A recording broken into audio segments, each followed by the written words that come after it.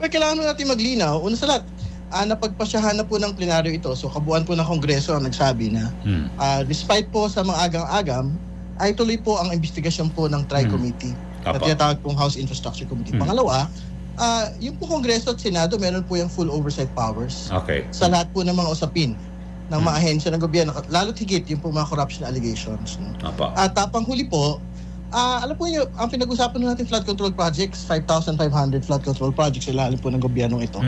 Tingin ko hindi naman ho lahat doon ay involved ang mga kongresista at senador. No? So, ibig sabihin, ang protocol naman na ho natin dyan, pagka ho napangalanan ho sila in the course of an investigation, pagpapaliwanagin ho sila, pero immediately i-recuse ho namin mga sarili at ipapasa na po ito sa DepDev, yung po executive-led probe, o kung magtatayo po ang Pangulo ng independent body, ipapasa din po namin ito doon.